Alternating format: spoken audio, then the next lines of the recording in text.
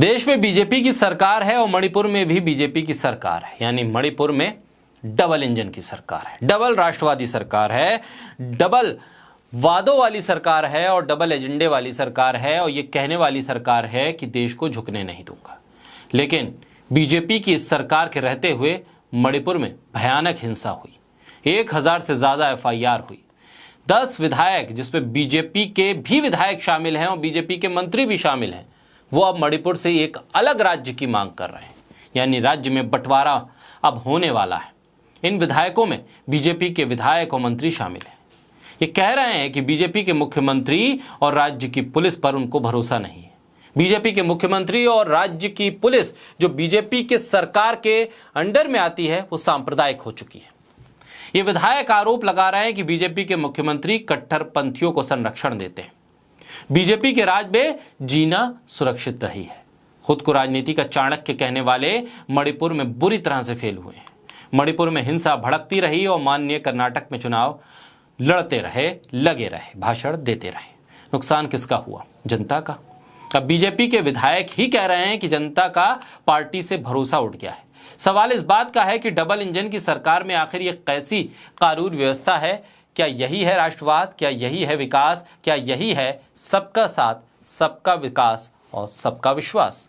बोलता है हिंदुस्तान पर मैं हूं आपके साथ मिर्जा शाकिर अली बेग। मणिपुर में हिंसा फिलहाल थमती नजर नहीं आ रही है। मणिपुर में कम से कम 8 आदिवासी विधायक और कई नागरिक संगठनों ने एक बयान में कहा है कि उन्होंने हाल में जातीय हिंसा से प्रभावित इस राज्य की एन वीरेन सिंह की अगुवाई वाली सरकार के साथ किसी तरह की बातचीत नहीं करने का फैसला किया है। मणिपुर में चिन, कुकी, मिजो, जोमी, हमार जातीय समूह से जुड़े अनेक नागरिक संगठनों और राज्य के जनजातीय विधायकों ने राज्य में तनावपूर्ण स्थिति पर चर्चा करने के लिए मिजोरम की राजधानी आइजोल में एक बैठक बुलाई थी, जिसपे भारतीय जनता पार्टी के विधायक और भारतीय जनता पार्टी की सरकार में शामिल एक मंत्री भी शामिल हुए। भाजपा के 8 विधायक कुकी विधायकों से भी सीएम वीरेंद्र सिंह पर यह कट्टरपंथियों को संरक्षण देने का आरोप लगाया है और कहा है कि अब इम्फाल घाटी में फिर से बसने की हिम्मत नहीं कर सकते। यहाँ उनका जीवन अब सुरक्षित नहीं है। भाजपा के 7 विधायक समेत 10 कुकी विधायकों ने 12 मई को केंद्र सरकार से साफ कहा था कि राज्य में बहुसंख्यक मेतई समूह और आदिवासियों के बीच हिंसक संघर्ष के मद्देनजर चिन, कुकी, मिजो, जोमी, हमार समुदाय के लिए अलग प्रशासन का गठन किया जाए। यानी कि बीजेपी के राज वाले अब इस मणिपुर में ये आदिवासी संगठन और ये जातियां अपने आप को सुरक्षित नहीं मान रही हैं। 10 कुकी विधायकों ने एन वीरेन सिंह पर आरोप लगाया कि भाजपा सरकार और उनकी पुलिस सांप्रदायिक है और कुकी आदिवासियों की तबाही की वजह भी यही है।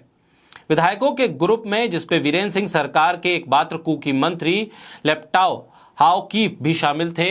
हालांकि मणिपुर के मुख्यमंत्री एन वीरेन सिंह ने इनकी मांग को खारिज किया और कहा कि मणिपुर की क्षेत्रीय अखंडता हर कीमत पर बचाई जाएगी।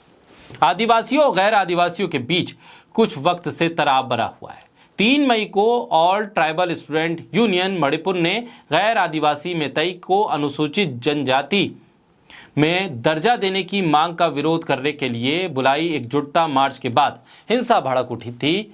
अब तक चिन, कुकी, जोमी, मिजो, हमार और नागा सहित आदिवासी ग्रुप को मणिपुर में एसटी का दर्जा प्राप्त है, तब जबकि मरने वालों की संख्या 60 के पार हो गई है। मणिपुर कर्फ्यू के अधीन है। हालांकि अधिकारी कुछ जिलों में अब छूट भी दे रहे हैं।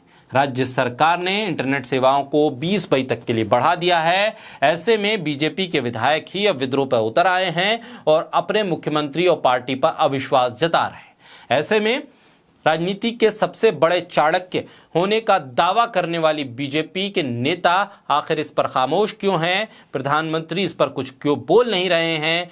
आखिर क्यों नहीं मणिपुर जाकर प्रधानमंत्री और गृह मंत्री अमित शाह खुद दौरा करके वहां पर विश्वास बहाली की तरफ कदम बढ़ाने की कोशिश करते हैं? क्यों नहीं एक विपक्षी पार्टियों या फिर ऑल पार्टी मीटिंग बुलाने की एक पहल क्यों नहीं की जा रही है ताकि माहौल मणिपुर का बेहतर हो सके?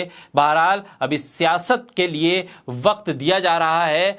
सियासत से वक्त बचेगा तो मणिपुर के हिस्से में भी कुछ वक्त जरूर आएगा।